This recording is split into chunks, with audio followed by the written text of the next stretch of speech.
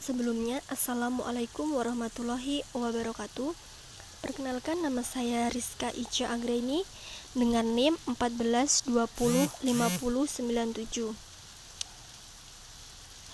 Pada pertemuan kali ini, saya akan membahas mengenai sampah yang berjudul tentang memperbaiki pengolahan sampah di Indonesia tahun 2021. Sampah sering menjadi permasalahan di Indonesia dan berbagai masalah di dunia. Biasanya sampah hanya dikumpulkan di pembuangan akhir, namun di pembuangan akhir berdampak tidak baik untuk kesehatan manusia juga kelestarian lingkungan.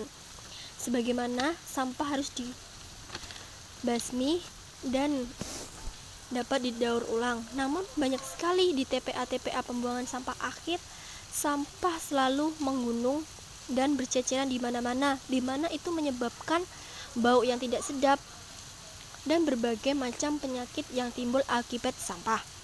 Nah, sampah di Indonesia merupakan populasi keempat dengan jumlah 273.523.613 jiwa. Nah, dari data Firwation terdapat 175 ton per hari. Namun, hanya 50% mampu didaur ulang dijadikan kompos. Nah, sisanya 10% ditimbun, 5%-nya dibakar, sisanya terakomodasi di TPA. Sampah yang mengurung di TPA menyebabkan pencemaran lingkungan dan menambah gas metana.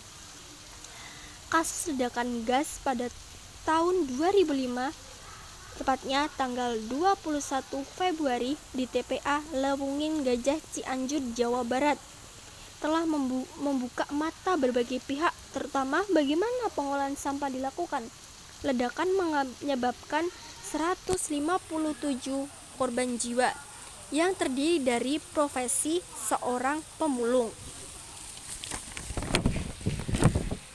Sejak permasalahan itu, semua mencari salah satu sosok yang berusia 72 tahun yang bernamakan Ibu Sri Lestari.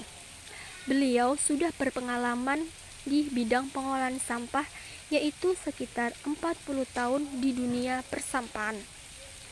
Keterangan tentang pengolahan sampah yang benar. Beliau adalah seorang ketua Dewan Pembinaan Siswa Indonesia atau Solid Waste Station. Beliau menjelaskan bagaimana pengolahan sampah. Pengolahan sampah yaitu ada 5 aspek. Yang pertama yaitu aspek hukum, di mana aspek hukum adalah suatu peraturan untuk melindungi kepentingan manusia dan masyarakat.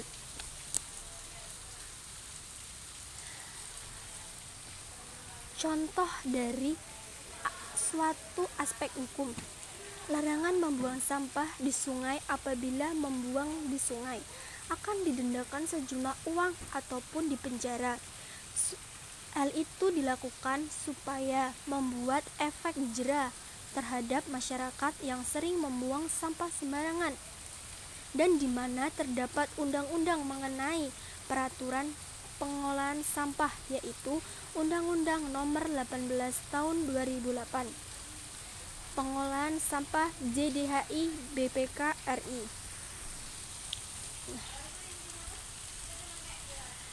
Menurut Ibu Sri, aspek hukum, meskipun terlambat, Indonesia akhirnya memiliki Undang-Undang Nomor 18 Tahun 2018 tentang pengolahan sampah.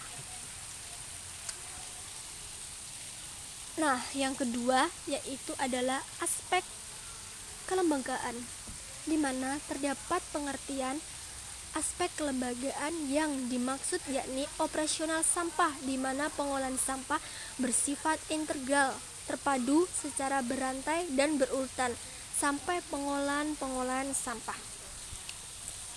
Menurut Ibu Sri, yaitu aspek kelembagaan ini adalah langkah konkret pelaksanaan undang-undang pengolahan sampah mulai dari kementerian hingga tingkat RT yang sayang belum berjalan baik.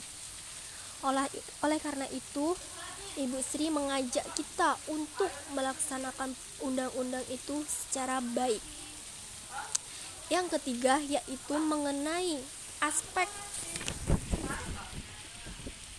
pendanaan, di mana beliau menjelaskan mengolah sampah tidak murah.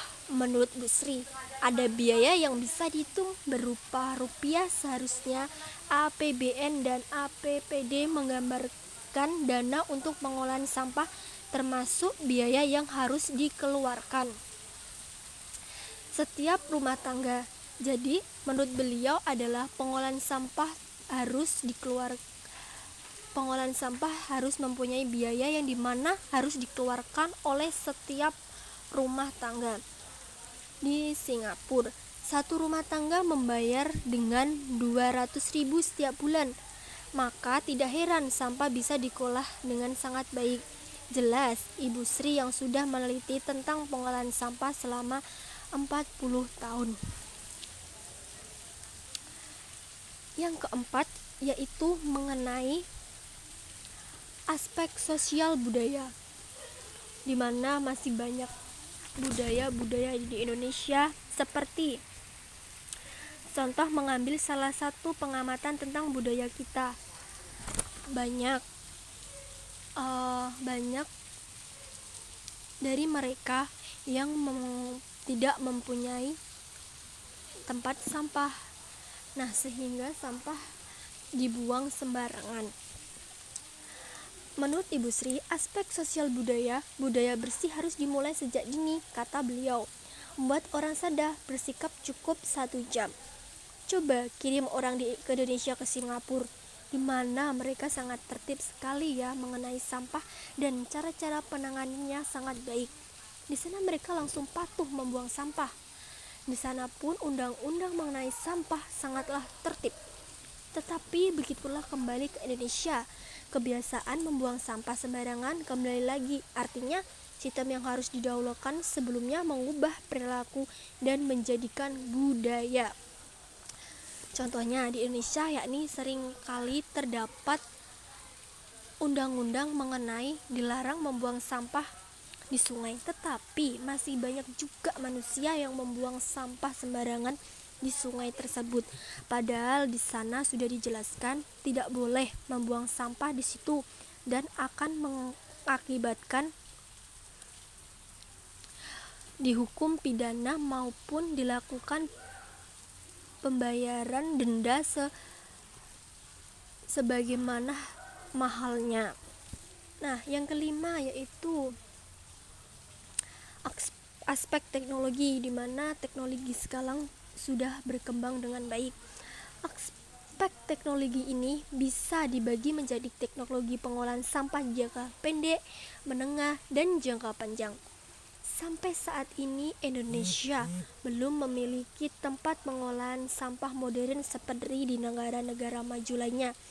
Inisiator pengolahan sampah untuk membangkitkan listrik tenaga sampah yang akan dikembangkan di TPA Bantar Gebang, menurut Ibu Erni, masih jauh dari kapasitas yang dibutuhkan. Maka aspek teknologi ini harus dikembangkan, mulai hingga cara perbaikin TPS, tempat pembuangan sampah sementara yang dikelola secara modern. Padahal manfaat sampah sangatlah baik buat kehidupan manusia. Dan sebagaimana saya peroleh dari